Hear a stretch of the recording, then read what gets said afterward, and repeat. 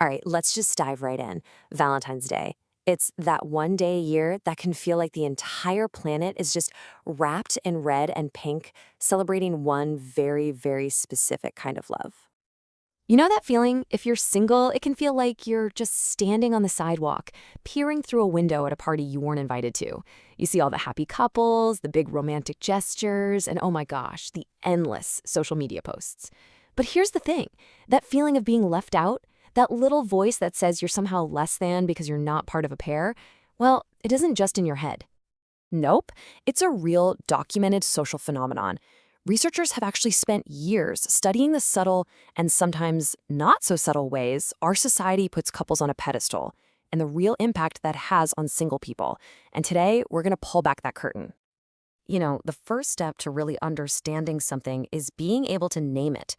And the name for this very specific kind of bias is singleism. This term was coined by a couple of pioneering social psychologists, Bella DePaulo and Wendy Morris, and it goes so much deeper than just feeling a bit lonely on Valentine's Day. As you can see from the definition, singleism is a whole system. It's about stereotypes, it's about prejudice, and yeah, it's about actual discrimination. It's basically this collection of biases that treats being single like it's some kind of problem that needs to be fixed. And this quote from social researcher Dr. Ronnie Rodas just hits the nail on the head. It perfectly captures this weird contradiction, right? We cheer for independence and self-reliance in our jobs, in our personal growth, but the second it comes to relationship status, that same independence is suddenly met with concern, pity. Or, that classic question, so seeing anyone special? So where does all of this singleism come from? It's not just random. It's actually rooted in a really powerful and often totally invisible set of beliefs that we all kind of grow up with. Let's dig into that. It's called the ideology of marriage and family. This is the underlying social script that whispers, or sometimes screams, that a romantic partnership is the ultimate life goal. It's sold to us as the one true path to happiness, to maturity, to a complete life. And on a day like Valentine's, this ideology isn't a quiet assumption. It's the main event. It's everywhere, commercialized and celebrated nonstop. And this whole ideology is built on some really specific assumptions which are on full display around Valentine's. It basically presumes that everyone deep down wants to get married, that your romantic partner should come before all other relationships, that married people are just fundamentally happier, more grown up, and more valuable. And it frames being single not as a valid way to live, but as a waiting room. Just a temporary stop on the way to your real life. Okay, so those are some big ideas. But how do they actually impact people in the real world, day to day? Well, this is where the theory gets very, very personal. It plays out through stereotypes and social exclusion. Let's look at the data for a second. In this really important study, researchers asked almost 1,000 students a super simple question. What words come to mind when you think of married people, and what words come to mind for single people? The results were, well, they were pretty stark. I mean, you can see the bias right here in black and white. Married people, they were described with all these positive, stable words like happy, loving, secure. And single people, overwhelmingly, they got hit with negative states like lonely, unhappy, and insecure. And get this, even the more neutral-sounding terms, like flirtatious, still frame them as just actively trying to stop being single. So this begs a really big question. Why? Why all the negativity? Well, it's because these stereotypes aren't just harmless thoughts. They actually serve a purpose. They justify a certain kind of social behavior. They feed into what experts call the cult of the couple. It's this dynamic where couples tend to socialize mostly with other couples, and it creates this environment where single friends can get slowly but surely pushed to the sidelines. And this quote explains it perfectly. As couples form, they can become really insular. Those friendships that used to be the center of your universe can suddenly feel secondary. And if you're the single friend, that often means fewer invites, less contact, and just that slow, painful feeling of being left behind.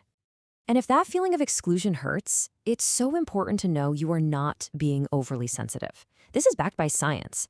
Brain imaging studies literally show that social rejection, even really small instances of it, lights up the exact same areas of the brain as physical pain. Your brain processes being left out almost the same way it processes stubbing your toe. It's real. And here's the kicker. This problem goes so much deeper than just who you hang out with on a Friday night.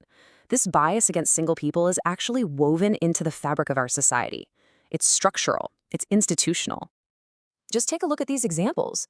We're talking about tax laws that literally give married couples a financial break, housing policies that can favor families, workplace benefits like health insurance that are tied to having a spouse. Even office culture often just assumes that single employees have no other commitments and are always free to work late or travel at the drop of a hat. These aren't just feelings, these are real, measurable disadvantages. Okay, so we've defined the problem, we've looked at where it comes from, and we've seen the consequences. But the story does not end there. How do we start to push back on this narrative? Well, it starts with a whole new perspective. So on the left, you've got the myth. This is the story that Valentine's Day sells so well, that real fulfillment is found in the one, your other half. But on the right, you have the psychological reality. Human connection is this vast, beautiful, varied landscape. Fulfillment doesn't just come from one single source. It comes from a whole rich network of relationships. And these sources are everywhere. We're talking about deep friendships, being involved in your community, close family ties, meaningful work, dedicating yourself to a cause you truly believe in.